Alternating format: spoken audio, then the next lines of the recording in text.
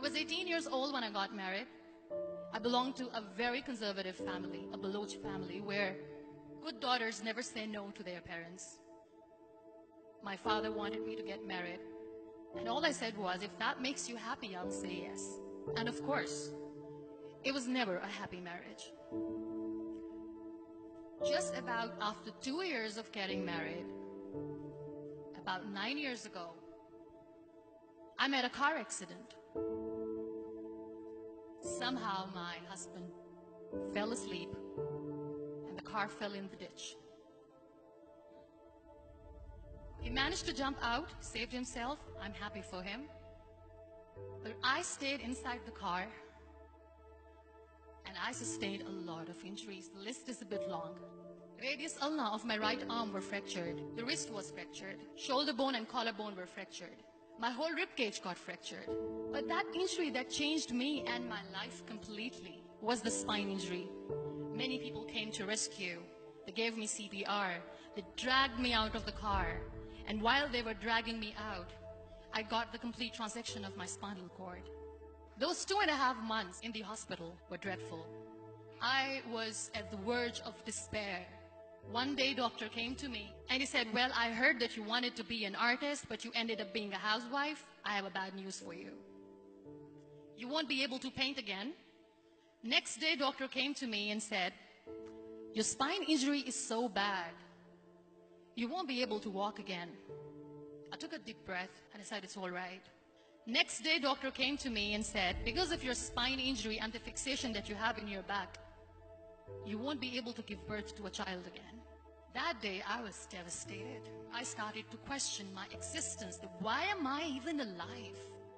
So what kept me going was, one day I asked my brothers, I know I have a deformed hand, but I'm tired of looking at these white walls in the hospital and wearing these white scrubs. Bring me some colors, bring me some small canvas. I want to paint.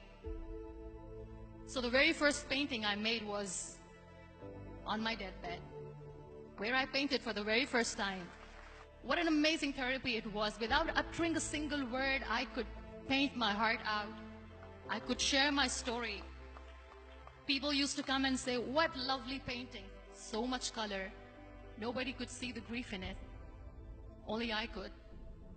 And that day I decided that I'm going to live life for myself. I am not going to be that perfect person for someone. I am just going to take this moment and I will make it perfect for myself. That I'm going to fight my fears. So I wrote down one by one all those fears.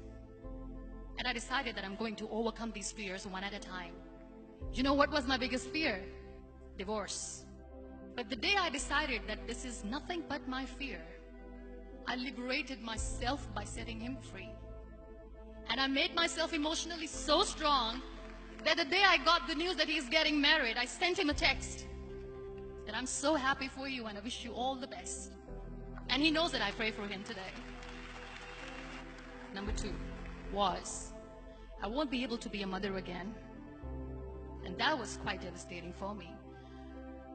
But then I realized there are so many children in the world, all they want is acceptance. So there is no point of crying, just go and adopt one. And that's what I did.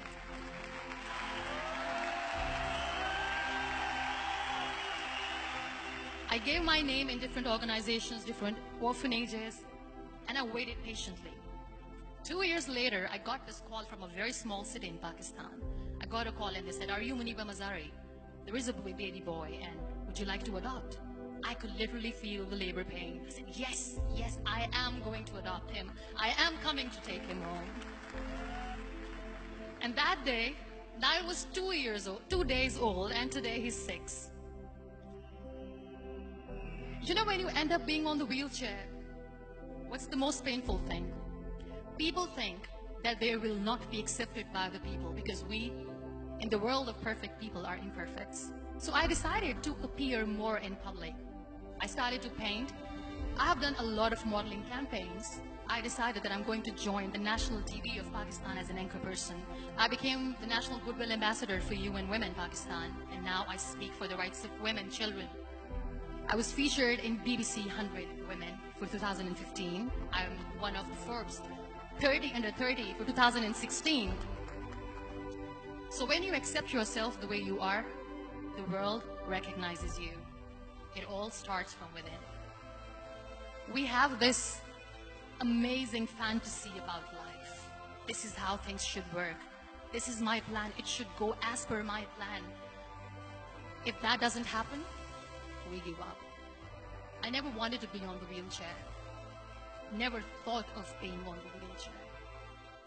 This life is a test and a trial, and tests are never supposed to be easy. So when you are expecting ease from life, and life gives you lemons, then you make the lemonade, and then do not blame life for that. It is okay to be scared. It is okay to cry.